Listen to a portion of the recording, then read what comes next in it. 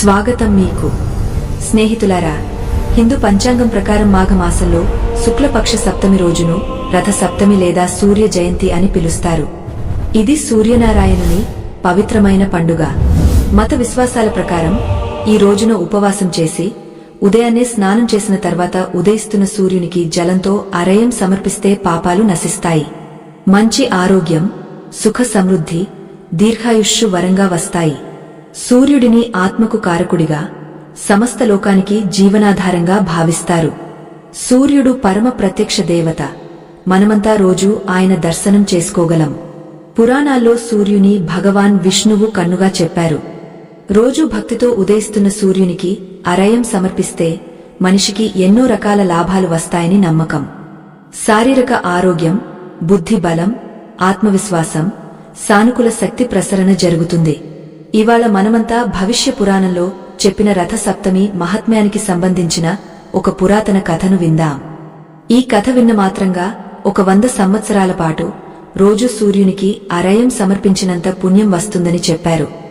దీంతో శరీరంలో కోట్లాది రోగాలు, పాపాలు నశిస్తాయి. జీవితంలో నిరాశ, దారిద్ర్యం దూరమవుతాయి. అందుకే ఈ కథను ముగింపు వరకు తప్పక వినండి. సరే, ఎక్కువ సమయం వృథా చేయకుండా సూర్యుని మహిమాన్వితమైన ఆ కథను మొదలు పెడదాం. కాని ముందుగా స్నేహితులారా, మీతో ఒక చిన్న విన్నపం. ఈ వీడియోను చాలా కష్టపడి తయారు చేశాను. మీకు ఈ ప్రయత్నం నచ్చితే వీడియోను తప్పక లైక్ చేయండి. కామెంట్లో ఓం సూర్య నమః అని రాయండి. మా ఛానల్ను సబ్స్క్రైబ్ చేయడం మరచిపోకండి. సరే, ఆ మహాకథను విందాం. స్నేహితులారా, పురాతన కాలంలో జరిగిన సంగతి. ఒక విద్వాంసుడైన బ్రాహ్మణుడు ఉండేవాడు. ఆయన పేరు నాగశర్మ. ఆయన తన ఆశ్రమంలో గురుకులం నడిపేవాడు. నాగశర్మకు 5 కొడుకులు.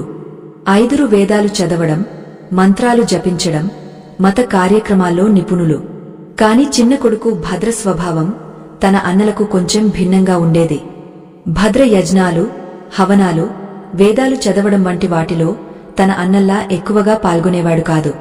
కాని రోజూ తెల్లవారుతూనే ఉదయిస్తున్న సూర్యునికి భక్తితో జల అరయం సమర్పించేవాడు. మిగతా 4 అన్నలు రోజంతా గురువులతో చదువు, బోధన, యజ్ఞాల్లో మునిగి ఉండేవారు. కాని భద్ర మాత్రం ఉదయం సూర్యునికి అరయం సమర్పించిన తర్వాత మిగిలిన సమయాన్ని ఒంటరిగా శాంతంగా గడిపేవాడు. అయినప్పటికీ భద్ర తన అన్నలందరికంటే ఎక్కువ తేజస్వి, బుద్ధివంతుడు, బలవంతుడు, అందరికీ ప్రియమైన కొడుకుగా గుర్తింపు పొందాడు. తల్లిదండ్రులు కూడా భద్రను అమితంగా ప్రేమించేవారు. ఊరి ప్రజలు కూడా భద్రను ప్రత్యేకంగా గౌరవించేవారు. ఆయన ముఖంపై ఎల్లప్పుడూ దైవికమైన తేజస్సు, శాంతమైన కాంతి వెలుగుతూ ఉండేది. అది చూసిన వారిని ఆకర్షిస్తుంది. ఒక సాయంకాలం సంగతి. అందరూ అన్నలు రోజంతా చదువు ముగించి ఆశ్రమ ప్రాంగణంలో సమావేశమయ్యారు. రోజులాగే 4 పెద్ద అన్నలు అర్చన, వసు, మిత్ర, గౌతమ్ గురువులతో పూజలు, హవనాలు, శాస్త్రాలు చదవడంలో మునిగి ఉండేవారు. కాని భద్ర ఆ రోజు కూడా ఉదయాన్నే సూర్యునికి అరయం సమర్పించి మిగిలిన సమయాన్ని విశ్రాంతిలో గడిపాడు. ఆ 4 అన్నల మనస్సులో ఒక ఆలోచన కలిగింది. భద్ర ఎలాంటి ప్రత్యేక కష్టం చేయకుండా ఎలా ఇంత గౌరవం, విజయం పొందుతున్నాడు? చివరికి పెద్ద అన్న అర్చన తనను తాను ఆపుకోలేకపోయాడు. ప్రేమతో భద్రను అడిగాడు, ఓ భద్ర, మేము చూస్తున్నాం, రోజు మంత్రాలు ఉచ్చరిస్తూ పూజలు, హవనాలు, యజ్ఞాలు వంటి మత కార్యాలు చేస్తున్నాం. కాని నువ్వు ఇవన్నీ అంతగా చేయవు. అయినా నువ్వు మాలో అందరికంటే ఎక్కువ బుద్ధివంతుడివి, రోగరహితుడివి, అందరి ఇష్టమైనవాడివి. గురువులు కూడా నీపై ప్రత్యేక కృప చూపుతారు. తల్లిదండ్రులు కూడా నిన్నే ఎక్కువ ప్రేమిస్తారు. దీని రహస్యమేమిటి? మాకు కూడా తెలుసుకోవాలని ఉంది. భద్ర తన అన్నల వైపు చూసి మెల్లగా నవ్వాడు. ఆయన కళ్లలో ఆత్మవిశ్వాసపు మెరుపు ఉంది. శాంతంగా మాట్లాడాడు. అన్నలారా, నిజం చెప్పనా? నాకు ఏమి వచ్చినా దాని వెనుక ఒకే కారణం.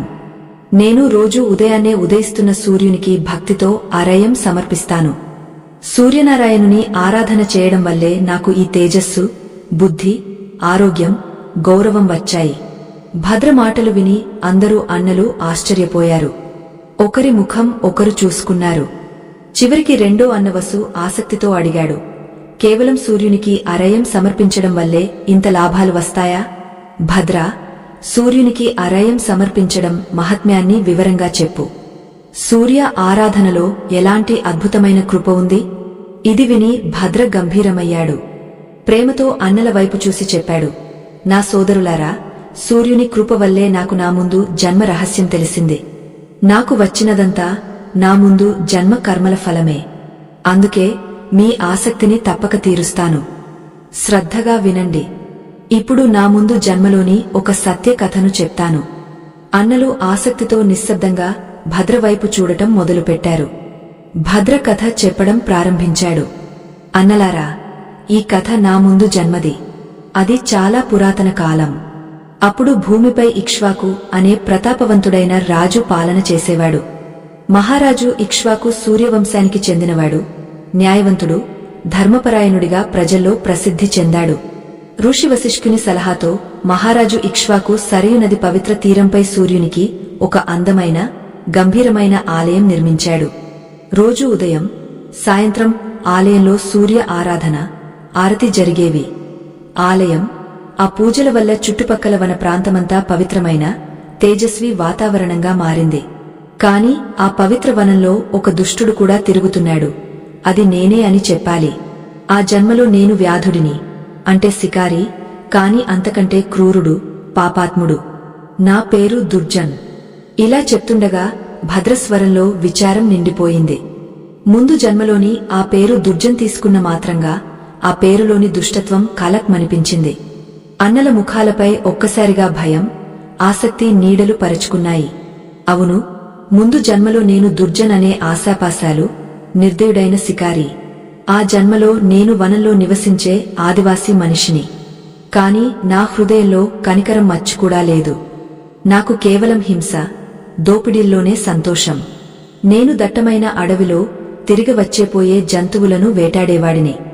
జంతువులు మాత్రమే కాదు, ఒక్కోసారి రాహదారి తప్పి ఆ నిర్జన వనంలోకి వచ్చిన మనుషులను కూడా దోచుకుని, వారి సర్వస్వం దోచుకుని ప్రాణాలు తీసేవాడిని. నా పాపాలకు వనంలోని అన్ని జీవాలు భయపడేవి. నా హృదయం రాయిలా కఠినమైపోయింది.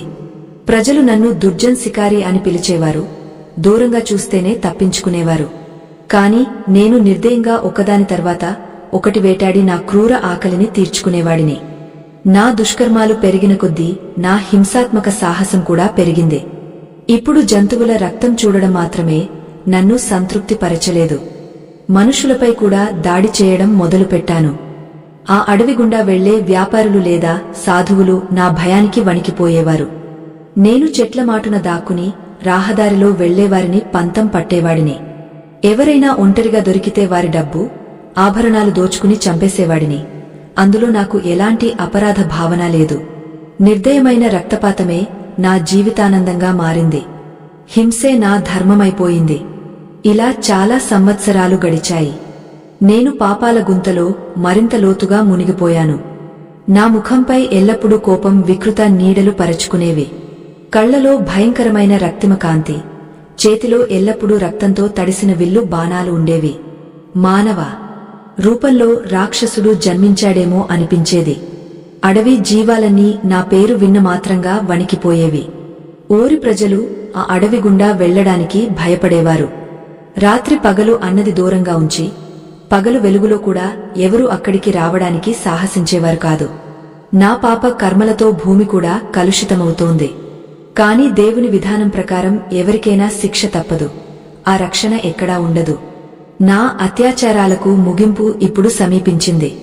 ఒక మధ్యాహ్నం సంగతి. ఆ రోజు నేను ఒక అడవి పందిని వెంబడిస్తున్నాను. పంది గాయపడింది. తన ప్రాణాలు కాపాడుకోవడానికి పిచ్చిగా పరుగెత్తుతోంది. దాని వెనుక నేను రక్తం తడిసిన బాణాన్ని విల్లుపై ఎక్కించి పిచ్చివాడిలా పరుగెత్తుతున్నాను. అడవిలో అంతటా దట్టమైన పొదలు, మసక మంచు కమ్ముకుని ఉంది. ఒక్కసారిగా నాకు తెలిసింది, నేను దారి తప్పానని. ఎందుకంటే ఆ పంది నా కళ్లకు కనిపించకుండా పోయింది. కోపం, నిరాశతో నేను ఇటు అటు వెతకటం మొదలుపెట్టాను. అంతలో నా ముందు అకస్మాత్తుగా ఒక భారీ పాము కనిపించింది. అది పొడవాటి, వెడల్పాటి పాము. ఒక చెట్టు కింద కుండలి మడచుకుని పడుకుని ఉంది. నేను దానిని చూడగానే కన్ను రెప్ప వేయకుండా ఆ పాము వేగంగా కదిలింది. ఒక క్షణంలో తనను తాను చుట్టుకుని నా చుట్టూ గట్టిగా బిగించింది. నాకు ఏమీ అర్థం కాకముందే ఆ పాము తన భారీ శరీర కుండలాలతో నన్ను పూర్తిగా బంధించింది. దాని బలవంతమైన శరీర చక్రవ్యూహంలో నా చేతులు, కాళ్లు బాగా ఒత్తిపడిపోయాయి. నేను గట్టిగా అరిచాను. జీవితంలో నేను ఎంతమందిని ఇలాగే నిర్దయంగా పట్టుకున్నాను. కాని ఇవాళ శికారియే ఉచ్చులో చిక్కుకున్నాడు. పాము కుండలాలు బిగుసుకున్న కొద్దీ నా ఊపిరి అడ్డుపడుతోంది. ఆ భయంకర సర్పం కళ్లనుంచి అగ్నిజ్వాలలు చిమ్ముతున్నట్టు ఉంది. దాని తలను పైకి ఎత్తి గట్టిగా హిస్ చేస్తూ ముందుకు పెట్టి నా ముఖం ముందు తెచ్చింది. నేను వణుకుతున్నాను. భయంతో పూర్తిగా భయపడిపోయాను. మనసులో ఒక్క క్షణం ఆలోచన వచ్చింది. ఇవాళ నా ముగింపు వచ్చేసింది. ఇప్పుడు ఈ పాము నన్ను సజీవంగా మింగేస్తుంది. నా పేరు గుర్తు మిగలదు. నేను ఒక చేత్తో ఎలాగోలా నా లంబమైన శికారి కత్తిని బట్టల నుంచి తీసి ఆ కుండలి గుండా ఎంతవరకు సాధ్యమో పాము శరీరంపై గాయాలు చేయడానికి దాడి చేయడం మొదలుపెట్టాను. కాని ఆ భారీ సర్పం మందమైన చర్మంపై నా కత్తి దెబ్బలు ఏమీ పని చేయలేదు. ఉల్టాగా నేను ఎంత ఎక్కువగా తన్నుకుంటూ ఉంటే ఆ పాము అంత క్రూరంగా హిస్ చేస్తూ నన్ను మరింత బిగించింది. చివరికి ధైర్యం వదిలేసి భయంతో అరుపులు పెట్టడం మొదలుపెట్టాను. రక్షించండి, ఎవరైనా సాయం చేయండి, ఈ పాము నన్ను మింగబోతోంది. నేను ప్రాణాంతక వేదనతో అరుస్తున్నాను. కాని ఆ నిర్జన అడవిలో నాకు సాయం చేసేవారు ఎవరూ లేరు. చివరికి ఆ పాము నేను విన్నపాలు చేయడం మొదలుపెట్టాను. దయచేసి నన్ను వదిలే, ఓ నాగరాజా, నన్ను బతికి ఉండనివ్వు. నేను మళ్లీ ఎప్పుడూ ఇలాంటి హింస చేయను. నేను బతికితే పాశ్చాత్తాపం చేస్తాను. ఈ మాటలు వినగానే పాము మరింత గట్టిగా హిస్ చేసింది. దాని ద్వేషపూరిత స్వరం చెవుల్లో మోత మోగింది. ఓ దుష్ట మనిషి, నేను ఈ అడవి జీవాల రక్షకుడిని. నువ్వు ఎన్నో నిర్దోష జీవాలను చంపావు. దేవతలు స్వయంగా నిన్ను నా ఆహారంగా ఇక్కడికి పంపారు. ఇవాళ నీ పాపాలకు ఇదే ముగింపు అనుకుంటా. ఇంత చెప్పి ఆ పాము నన్ను మరింత గట్టిగా బిగించింది. నా ఊపిరి దాదాపు ఆగపోయింది. శరీర ఎముకలు పగిలిపోయే స్థితికి వచ్చాయి.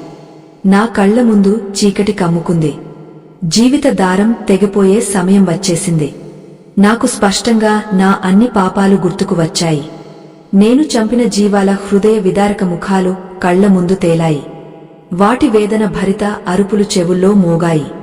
నేను మనసులో భయపడి మొదటిసారి నిజంగా పశ్చాత్తాపం చెందాను.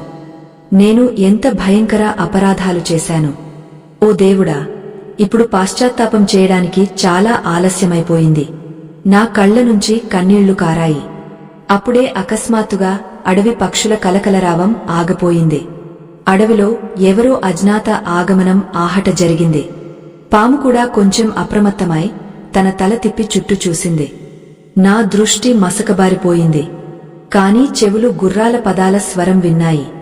కొన్ని క్షణాల్లో ముందు నుంచి ఒక తేజస్వి రథం వస్తున్నట్టు కనిపించింది. ఆ రథంపై స్వర్ణాభరణాలతో అలంకరించిన కిరీటధారి ఒక రాజసీయ పురుషుడు విరాజమానంగా ఉన్నాడు. అతడు మహారాజు ఇక్ష్వాకు. అవును, సూర్యవంశీ రాజు ఇక్ష్వాకు తన బృందంతో ఆ మార్గంలో వెళ్తున్నాడు. బహుశా తన కొత్తగా నిర్మించిన సూర్య ఆలయం వైపు వెళ్తున్నాడు. నా కరుణారస చీత్కారాలు ఆయన చెవులకు చేరాయి. వెంటనే రథాన్ని ఆపమని సంకేతమిచ్చాడు. రాజు స్వయంగా రథం నుంచి దిగా ముందుకు వచ్చాడు. ఆయన చేతిలో మెరుస్తున్న కత్తి ఉంది. ముఖంపై తేజస్వి కోపం మెరుస్తోంది. దగ్గరకు వచ్చి సింహనాదం చేస్తూ ఆజ్ఞాపించాడు, ఆగు, ఓ పాము, ఈ మనిషిని నీ ఆహారంగా చేయకు. రాజు దృజమైన ఓజస్వి స్వరం పామును ఒక్క క్షణం స్తబ్దంగా చేసింది. అయినా దాను నన్ను వదలలేదు. రాజు ఇక్ష్వాకు చూశాడు. ఒక భయంకర పాము ఒక మనిషిని చుట్టేసిందని. పరిస్థితి తీవ్రతను గ్రహించి రాజు ఆ పామును కసిన మాటలతో మళ్లీ పిలిచాడు, ఓ మహాసర్ప, నీకు నా ఆజ్ఞ, ఈ మనిషిని వెంటనే వదిలేయి. రాజు మాటలు చెవుల పడగానే నా ఆశలు మళ్లీ జాగృతమయ్యాయి. కాని ఆ పాము కదలలేదు. దాను తన భారీ తలను ఊపుతూ హిస్ చేసి చెప్పింది, రాజా, ఈ మనిషి అత్యంత పాపి. అసంఖ్యాక నిర్దోష జంతు పక్షులను చంపిన దుష్టుడు. దేవతలు స్వయంగా ఈ దురాచారిని నా ఆహారంగా పంపారు. నా కర్తవ్యాన్ని వదిలి దీనిని వదలలేను. పాము నిర్భయవాణి విని రాజు ఇక్ష్వాకు కొన్ని క్షణాలు ఆలోచనలో మునిగాడు.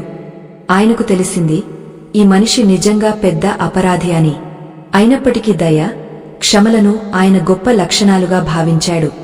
రాజు గంభీరంగా కాని ఉదారంగా పాముతో మళ్లీ చెప్పాడు, ఓ సర్పరాజా, నిస్సందేహంగా ఈ మనిషి ఘోర పాపాలు చేసి ఉంటాడు. అయినా రాజధర్మం, మానవ ధర్మం శరణు వచ్చిన జీవికి అభయం ఇవ్వాలని చెబుతున్నాయి. ఈ మనిషి ఇప్పుడు మనకు దయ కోరుతున్నాడు. అందుకే దీనికి ప్రాణదానం ఇవ్వడమే సరైనదే. రాజు స్వరంలో కరుణ, అధికారం ఒకేసారి వ్యక్తమవుతున్నాయి. కొన్ని క్షణాలు పాము రాజును నిశితంగా చూసింది. చివరికి రాజు తేజస్వి వ్యక్తిత్వం ముందు దాని కోపం శాంతమైనట్టు తన భార్యతనాన్ని కిందికి దించి నన్ను వదిలేసింది. నేను ధడాలున నేలపై పడిపోయాను. ఎక్కువ సమయం ఊపిరి ఆగపోవడంతో నా ఛాతీ ఊపిరి పీల్చుకునేలా గాలి పీలుస్తోంది. మరణ ముఖం నుంచి సజీవంగా తిరిగి వచ్చాను. దీనిపై నాకు నమ్మకం కలగలేదు. రాజు ఆ పామును కృతజ్ఞతతో ధన్యవాదాలు చెప్పి గౌరవంగా దాని మార్గం వెళ్లనిచ్చాడు. పాము మైదానం నుంచి తిరిగి పెద్ద చెట్ల గుంపుల వెనుక అదృశ్యమైపోయింది. ఇప్పుడు ఆ మార్గంపై రాజు ఇక్ష్వాకు, ఆయన కొంతమంది సైనికులు, సేవకులు, మరణద్వారం నుంచి తిరిగి వచ్చిన నేను అభాగ్య శికారి ఉన్నాం. నా స్థితి అత్యంత దయనీయంగా మారింది. శరీరం గాయాలు, గీతలతో రక్తం కారుతూ అలసిపోయింది. కాని మనసు అంతకంటే ఎక్కువగా కలవరపడింది. రాజు ఇక్ష్వాకు నా దగ్గరకు వచ్చాడు. నేను వణుకుతూ ఆయన పాదాలపై సాష్టాంగం పడిపోయాను. మహారాజా, మీరు నాపై చేసిన ఉపకారానికి ముగింపు లేదు. మీరు నన్ను మరణ ముఖం నుంచి లాగా తీసుకువచ్చారు. మీరు మహానుభావుడు. నేను కృతజ్ఞతతో ఏదో అసంబద్ధంగా మాట్లాడుతున్నాను. కళ్ల నుంచి కన్నీళ్లు కారుతున్నాయి. జీవితం మొత్తం ఇతరులను తుచ్చంగా భావించిన నా హృదయంలో మొదటిసారి ఎవరి ఉపకారంలోతూ అనుభవమైంది. రాజు ప్రేమతో నన్ను లేపి ప్రేమగా అడిగాడు, ఓ మనిషి, నువ్వు ఎవరివి? ఈ అడవిలో ఏం చేస్తున్నావు? ఈ పాము నిన్ను ఎందుకు మింగాలనుకుంది? ఆయన ప్రశ్నలు నన్ను గందరగోళంలో పడేశాయి. ఒక్క క్షణం మనసులో ఆలోచన వచ్చింది, అబద్ధం చెప్పేనా అని. కాని రాజు ముందు అసత్యం నోటి నుంచి రాలేదు. లజ్జతో తల వంచి మెల్లగా ఒప్పుకున్నాను. మహారాజా, నేను ఈ ప్రాంత శికారిని. నిజం చెప్పాలంటే నేను అత్యంత పాపాత్ముడైన దొంగను. సంవత్సరాలుగా ఈ అడవిలో జీవాలను నిర్దయంగా చంపుతూ వచ్చాను. అంతేకాదు, ఎవరైనా మనిషి ఒంటరిగా దొరికితే దోచుకుని చంపేసేవాడిని. నా చేతులు, ఆత్మ అపరిమిత పాపాలతో కలుషితమైపోయాయి. ఇవాళ నా కర్మల ఫలాన్ని అనుభవిస్తున్నాను. ఇది వినగానే రాజు నుదుటిపై ముడతలు పడ్డాయి. ఆయన కళ్లలో కోపం, దుంహకం మిశ్రమ భావన కనిపించింది. కఠిన స్వరంతో నన్ను మందలించాడు. ఓ దుష్టా, నీకు ఇంత అధమ కర్మలు చేస్తుంటే సిగ్గు రావట్లేదా? నేను అపరాధిలాగా గొంతు వంచుకుని నిలబడ్డాను. ఏమీ సమాధానం చెప్పలేకపోయాను. నేను చేసిన అసంఖ్యాక పాపాల లజ్జ ఇప్పుడు మనసులో స్పష్టంగా అనుభవమవుతోంది. తర్వాత రాజు హృదయం కొంచెం మెత్తబడింది. సంయమన స్వరంతో చెప్పాడు, కాని ఇవాళ ఈ సంఘటనతో నీకు నీ తప్పు తప్పక తెలిసి ఉంటుంది. అందుకే నిన్ను క్షమిస్తున్నాను. ఇవాళ నుంచి అన్ని రకాల దుష్ట కర్మలు వదిలేసి సన్మార్గంపై నడిచి జీవితాన్ని మొదలుపెట్టు. మళ్లీ ఎప్పుడైనా హింసా మార్గం తీసుకుంటే నీకు శిక్ష తప్పదు. ఇది విని నేను ఆశ్చర్యంతో రాజు వైపు చూశాను. కన్నీళ్లతో క్షమాపణ కోరాను. భవిష్యత్తులో ఎప్పుడు హింస చేయనని వాగ్దానం చేశాను. తర్వాత ఆ రాజును వినయంగా అడిగాను, ఓ రాజా, నాకు అర్థం కావట్లేదు. మీరు సాధారణ మనిషిలా కనిపించట్లేదు. అన్ని జీవాలు మిమ్మల్ని ఎందుకు ఇంత గౌరవిస్తాయి? మీ ఆజ్ఞను ఎలా పాటిస్తాయి? నిజం చెప్పండి, మీరు ఏదైనా దేవ అవతారమా? మీ ఈ అద్భుత శక్తి వెనుక ఏమిటి రహస్యం? రాజు ఇక్ష్వాకు మెల్లగా నవ్వాడు. ఆకాశం వైపు వేలు ఎత్తి సూచించాడు. అక్కడ సాయంకాలం ఎరుపు కాంతితో సూర్యుడు పర్వతాల వెనుక అస్తమిస్తున్నాడు. రాజు భావపూరిత స్వరంతో చెప్పాడు, ఓ శికారి, ఈ మొత్తం లోకానికి పాలకుడు ఆదిత్య భగవాన్ సూర్యుడు. ఆయన కృపతోనే భూమిపై అన్ని జీవరాశులు సక్రమంగా నడుస్తాయి. నేను రోజూ సూర్య దేవతను ఆరాధిస్తాను. ప్రతి ఉదయం ఆయనకు జల అరయం సమర్పిస్తాను. ఆయన ప్రసాదంతోనే నాకు ప్రజలపై పాలన చేయడం, జీవాలపై అధికారం చేయడం శక్తి వచ్చింది. నువ్వు ఈ అడవిలో ఉపద్రవం చేసిన ఆ అడవి భూమిలోనే నేను సూర్యనారాయణునికి గంభీరమైన ఆలయం నిర్మించాను. సూర్య ప్రభావం వల్లే ఈ ప్రాంత జీవాలన్నీ నాతో ప్రేమగా ఉంటాయి. నా ఆజ్ఞ పాటిస్తాయి. నేను మంత్రముగ్ధుడిలా వింటున్నాను. మొదటిసారి నా చెవులు సూర్యదేవత అరాయం వంటి మాటలు విన్నాయి. ఎవరైనా మనిషి సూర్యునికి జలం సమర్పిస్తాడా? అందుకు అంత అనుపమ శక్తి వస్తుందా? నా కళ్ల ముందు బంధించిన నలుపు పట్టి తీసేసినట్టు అనిపించింది. ఆ క్షణం సూర్యాస్తమయ కిరణాల్లో స్నానం చేస్తున్న రాజు ఇక్ష్వాకు కళ్ళు ప్రకాశవంతంగా ఉన్నాయి. నా హృదయంలో ఆయనపై అపార భక్తి ఉప్పొంగింది. మహారాజా, నేను వేదనగా చెప్పాను, మీరు జగద్గురువు. నేను అతి నీచ స్వభావం గల మనిషిని. మీరు నాపై దయచూపి నా ప్రాణాలు కాపాడారు. ఈ జన్మలో నేను అంత పాపాలు చేసి నా చైతన్యాన్ని కోల్పోయాను. కాని ఇప్పుడు మీ కృపతో నా కళ్ళు తెరుచుకున్నాయి. ఇంత చెప్పుతుండగా భావావేశంతో నా కళ్ళు నిండిపోయాయి. అనాయాసంగా రాజు పాదాలపై తలపెట్టి బోరుమన్నాను. ఓ రాజా, నేను క్షమకు అర్హుడిని కాను. అయినా మీరు నాకు స్వేచ్ఛా జీవితం ఇచ్చారు. ఇప్పుడు నాకు పాశ్చాత్తాప అవకాశమివ్వండి. మళ్లీ ఒక్క పాపం చేయను. దయచేసి మార్గం చూపండి. నా ఉద్ధరణ చేయండి. రాజు ఇక్ష్వాకు ప్రేమతో నన్ను లేపాడు. ఆయన కళ్లలో కూడా కరుణ కన్నీళ్లు తళుకుమన్నాయి. నా భుజం తట్టి చెప్పాడు, లేచి రామిత్రమా, నీ సచ్చిదానంద హృదయంతో చేసిన పశ్చాత్తాపమే నిన్ను ఉద్ధరిస్తుంది. దేవుడు ఎల్లప్పుడూ సచ్చిదానంద హృదయంతో పశ్చాత్తాపం చేసేవారిని క్షమిస్తాడు. నీకు కొత్త జీవిత మార్గం చూపడంలో నేను సాయం చేస్తాను.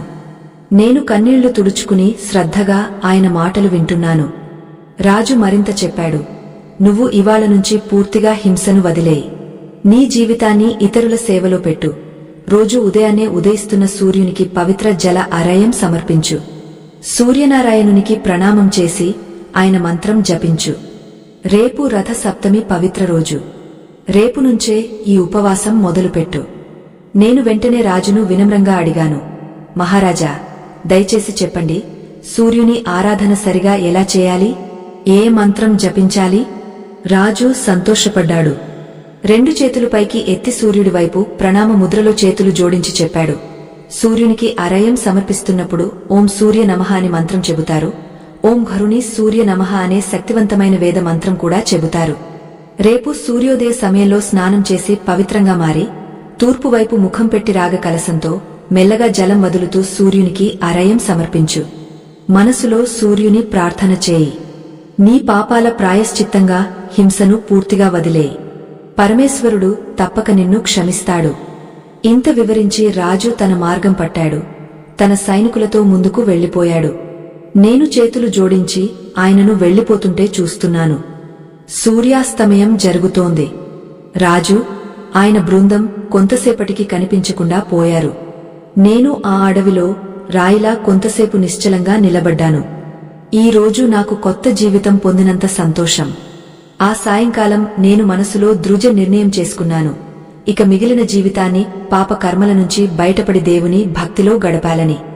నేను వెంటనే నా విల్లు బాణాలను ఒక చెట్టు కింద విరిచి పారేశాను. ఆయుధాలు వదిలేస్తూనే నాకు చాలా హాయిగా అనిపించింది. సంవత్సరాల పాప భారం దిగిపోయినట్టు. ఇలాంటి మొదటి అనుభవం తర్వాత నేను నది తీరం వైపు వెళ్లాను. సూర్యుడు అప్పటికి అస్తమించాడు. నేను చేతులు జోడించి ఆ దిశలో ప్రణామం చేశాను. ఆ రాత్రి మొదటిసారి శాంతమైన నిద్ర పట్టింది. మరుసటి రోజు తెల్లవారుతూనే నా కన్ను తెరుచుకుంది. జీవితం మొత్తం ఆలస్యంగా లేచేవాడిని. కాని ఆ రోజు పర్వతాల వెనుక నుంచి సూర్యకిరణాలు పొడిచిన మాత్రంగా నా నిద్ర స్వయంగా తెగపోయింది. రాజు చెప్పిన ఆజ్ఞ గుర్తుకు వచ్చింది. ఇవాళ నుంచే సూర్య ఆరాధన మొదలుపెట్టాలి. నేను త్వరగా సరయు నదిలో మునిగా స్నానం చేశాను. శరీరాన్ని పవిత్రం చేసుకున్నాను. తర్వాత ఒక రాగి లోటాలో స్వచ్ఛమైన జలం నింపాను. రాజు చెప్పినట్టు గుర్తుకు వచ్చింది. అరయ జలంలో కొంచెం ఎర్ర చందనం లేదా కుంకుమ, ఏదైనా ఎర్ర పువ్వు సమర్పణకు వేయాలని. నేను నది తీరంపై ఉన్న కొంచెం ఎర్రమట్టి తీసుకుని నీళ్లలో కలిపాను. అక్కడ నీటిపై కొన్ని ఎర్ర గుండ్ర గున్నేరు పూలు తేలుతున్నాయి. వాటిలో 2 పూలు తీసుకుని లోటాలో వేశాను. తూర్పు ఆకాశంలో బంగారు ఎరుపు వ్యాపిస్తోంది. నేను 2 చేతులతో లోటా పట్టుకుని సూర్య దేవతను స్మరించాను. మనసులో ఓం సూర్య నమః, ఓం భాస్కరాయ నమః అని మంత్రోచ్చారణ చేస్తూ మెల్లగా ఆ పవిత్ర జలాన్ని సూర్యునికి సమర్పిస్తున్నాను. జీవితంలో మొదటిసారి ఎవరినైనా చంపడానికి కాక దేవతకు సమర్పించడానికి జలాన్ని చేతుల్లో పట్టుకున్నాను. సూర్యుని మృదువైన కిరణాల్లో ఆ జలధార మెరుస్తూ కిందికి పడుతోంది. ఆ జలపాతం లాంటి ప్రవాహంలో నుంచి నేను సూర్య భగవాన్ దర్శనం చేశాను. ఎర్రని సూర్యుని నేరుగా చూడడం సాధ్యం కాదు.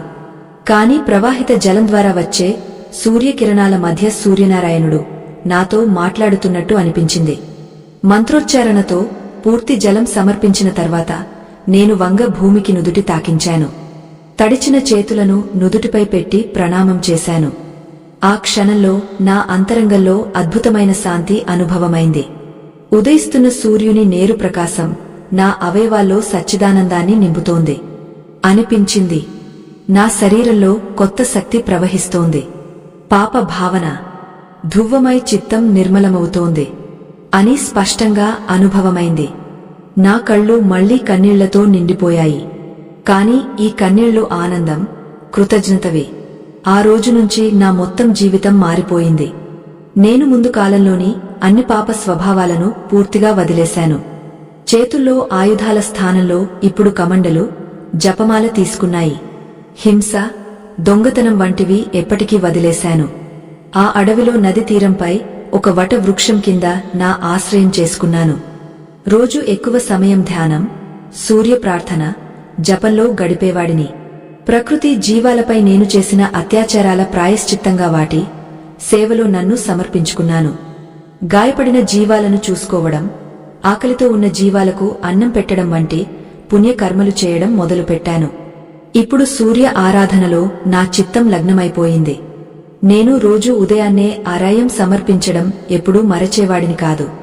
నియమంగా జలం సమర్పిస్తుంటే నా మనసుపై పడిన పాప కలుషాలు ధువ్వమవుతున్నాయి.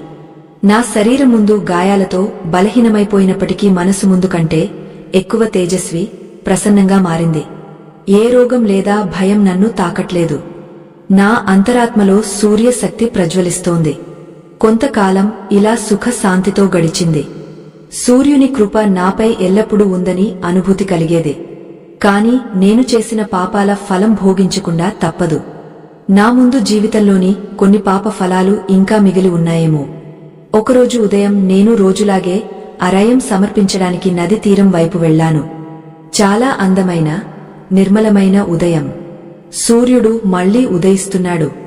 నేను రాగలోటా తీసుకుని సూర్యునికి అరాయం సమర్పించడం మొదలుపెట్టాను. అప్పుడే అకస్మాత్తుగా నా కాలుపై ఏదో చల్లని స్పర్శ అనిపించింది. చూశాను. ఏమిటంటే ఒక నల్ల రంగు విష సర్పం నా కాలుపై కాటువేసింది. ఒక్క క్షణం నా తన్మయత తెగిపోయింది. నా కాలులో సర్పదంశం చూసి ఆశ్చర్యపోయాను. కొన్ని క్షణాల్లో విషం శరీరంలో వ్యాపించడం మొదలైంది అని అనిపించింది. నా కళ్ల ముందు చీకటి కమ్ముకుంది. నేను లోటా చేతినుంచి కింద పెట్టి నేలపై కూర్చున్నాను. ఆ సర్పం అత్యంత అనూహ్యంగా దంశం చేసింది. బహుశా నా మిగిలిన పాప ఫలాల వల్ల సర్పదంశంతో నా ముగింపు సమీపించింది. అంతిమ క్షణాల్లో నేను సూర్యునికి ప్రణామం చేశాను. నేలపై పడి శరీరం సడలిపోయింది. ఆ క్షణంలో నా ప్రాణాలు శరీరం నుంచి విడిచిపోయాయి. నేను శాంత భావంతో అంతిమ శ్వాస తీశాను. ఒక దైవిక ప్రకాశపుంజం నన్ను చుట్టి ఆకాశం వైపు లాగుతోంది. నా సాధన పరీక్ష పూర్తయినట్టు. తర్వాత దృశ్యం మరచిపోలేనిది. నేను చూశాను. ఆకాశం నుంచి ఒక దైవిక విమానం కిందికి దిగుతోంది. ఆ విమానం నుంచి ప్రకాశవంతమైన, అందమైన దేవదూతలు దిగారు. వారు ప్రేమతో నా ఆత్మకు ఆ విమానంలో ఆసనమిచ్చారు. నా నిర్జీవ శరీరం కింద పడి ఉంది. నేను చూడగలిగాను. అది నల్లగా మారిపోయింది. కాని ముఖంపై శాంతి, సంతోషం మెరుస్తోంది. ఆ దైవిక విమానం నన్ను పైకి ఆకాశం వైపు తీసుకువెళ్ళింది. కొన్ని క్షణాల్లో మేము సూర్యలోకంలో ప్రవేశించాం. ఆహా! చుట్టూ కేవలం ప్రకాశం, తేజస్సు, ఆనంద సామ్రాజ్యమే. సూర్యుని లోకం శోభ, శాంతిని వర్ణించడానికి నాకు మాటలు లేవు. ఆ దైవిక ధామంలో నాకు అపార ఆనందం లభించింది. సూర్యుని కృపతో నాకు ఒక అఖండ కల్పమంటే అత్యంత దీర్ఘకాలం పాటు సూర్యలోకంలో నివాసం చేసే సౌభాగ్యం లభించింది. ఇంత మహా మోక్ష తుల్యవరం వస్తుందని స్వప్నంలో కూడా ఊహించలేదు. కాలక్రమంలో ఆ పుణ్య ఫలాలు భోగం ముగిసిన తర్వాత నన్ను భూమికి కొత్త జన్మకు పంపేశారు. సూర్యలోకం నుంచే తర్వాతి జన్మకు సూర్యునికి ప్రణామం చేసి నేను బయలుదేరాను. చూడండి, ఈ జన్మలో నాకు బ్రాహ్మణ కులంలో మానవ జన్మ లభించింది. నేను మీ అందరి చిన్న సోదరుడు భద్రగా ఈ భూమిపై వచ్చాను. ముందు జన్మలో చేసిన రథసప్తమి ఉపవాసం ఫలమే ఈ జన్మలో నాకు విద్య, బుద్ధి, ఆరోగ్యం, ఐశ్వర్యం లభించాయి. సూర్య కృపతోనే నాకు ముందు జన్మ స్మృతి ఉంది. అందుకే సూర్య ఆరాధన నుంచి ఎప్పుడూ విముఖుడిని కాలేదు. భద్ర తన ముందు జన్మ కథ ముగించి నిశ్శబ్దమయ్యాడు. అన్నలంతా అద్భుత సత్య కథను తన్మయంగా వింటున్నారు. భద్రస్వరంలో అంత భావముంది. వినేవారి కళ్ల ముందు ఒక్కో దృశ్యం జీవంతంగా ప్రత్యక్షమవుతున్నట్టు. భద్ర నిశ్శబ్దమవగానే కొంతసేపు ఎవరూ మాట్లాడలేదు. వాతావరణంలో సాయంకాల సుందర నిశ్శబ్దత కమ్ముకుంది. నీలాకాశంలో నక్షత్రాలు మిలమిలలాడుతున్నాయి. అప్పుడు పెద్ద అన్న అర్చన మెల్లగా ముందుకు వచ్చి భద్ర తలపై చేయి పెట్టి ప్రేమతో చెప్పాడు, ఏమి అద్భుత కథ భద్రా! నిజంగా సూర్య దేవత మహిమ అపారం. మేము అనవసరంగా నిన్ను తక్కువగా భావించాం. అందుకు క్షమించు. ఇప్పుడు అర్థమైంది. నువ్వు ఇతర పూజల్లో అంతగా పాల్గొనకపోయినా భగవాన్ భాస్కరుని ఆరాధన చేసి వాస్తవంగా అన్నింటినీ పొందావు. మిగతా అన్నలు కూడా కన్నీళ్లతో భద్రను కోగలించుకున్నారు. వసు చెప్పాడు, భద్రా, నీ అనుభవం మా కళ్ళు తెరిచింది. ఇప్పుడు మేము కూడా రేపు నుంచి నియమంగా సూర్యునికి అరయం సమర్పిస్తాం. మిత్ర కూడా సమ్మతిగా తలుపాడు. అవును, జీవితాన్ని నిజంగా ఉజ్వలం చేసేది సూర్య ఆరాధనే. ఇది సిద్ధమైంది. 4 అన్న గౌతమ్ ఉత్సాహంగా చెప్పాడు. సత్యం. సూర్య దేవత ఆరాధనకు మించినది ఏమీ లేదు. మేము చేసే యజ్ఞాలు, హవనాలు అంతేకాదు, అంతకంటే ఎక్కువ ఫలవంతమైనది ఈ సరళ క్రియ. భద్ర సంతోషంగా అన్నలందరి వైపు చూశాడు. అతడు చెప్పాడు, అన్నలారా, సూర్య దేవత కృప అపారం. మీరు యజ్ఞాలు, హవనాలు తప్పక చేస్తూ ఉండండి. అవి కూడా ఉత్తమ కర్మలే. కాని వాటితో పాటు రోజూ ఉదయాన్నే ఉదయిస్తున్న సూర్యునికి జలాంజలి సమర్పించండి. అప్పుడు చూడండి, మీ జీవితం తేజస్సుతో వెలిగిపోతుంది. సూర్యుడు మన అన్ని మనోకామనలను పూర్తి చేస్తాడు. మన బుద్ధి శుద్ధమవుతుంది, శరీరం రోగరహితంగా ఉంటుంది. ఆ గురుకులంలో అన్నలంతా కలిసి రథసప్తమి ఉపవాసం చేశారు. ఆ కుటుంబంపై సూర్యుని ఆశీస్సు ఎల్లప్పుడూ ఉండింది. తర్వాత కాలంలో భద్ర, ఆయన అన్నలంతా ప్రసిద్ధ సూర్య భక్తులు, వేద పండితులుగా పేరు పొందారు. ఈ కథ, సమాచారం మీకు నచ్చి ఉంటుందని ఆశిస్తున్నాను. వీడియోను తప్పక లైక్ చేయండి. కామెంట్లో జయ సూర్యదేవ అని రాయండి. మా ఛానల్ను సబ్స్క్రైబ్ చేయడం మరచిపోకండి. ధన్యవాదాలు. ఈ కథ విన్న తర్వాత మన హృదయాల్లో సూర్యుని తేజస్సు వెలుగుతుందని, మన జీవితాలు శాంతి, సమృద్ధితో నిండిపోతాయని నమ్మకం. సూర్య దేవత మహిమను గుర్తు చేసుకుని రోజూ ఆయనను స్మరించుకుంటూ మన జీవితాన్ని మరింత అర్థవంతం చేసుకుందాం. మనసులో భక్తి భావం పెంచుకుని ఇలాంటి పవిత్ర కథలు మరిన్ని తెలుసుకోవడానికి మా ఛానల్ను సబ్స్క్రైబ్ చేసి మా ప్రయాణంలో భాగం అవ్వండి. మీ ప్రేమ, మద్దతు మాకు ఎంతో ప్రేరణ. జయ సూర్యదేవ.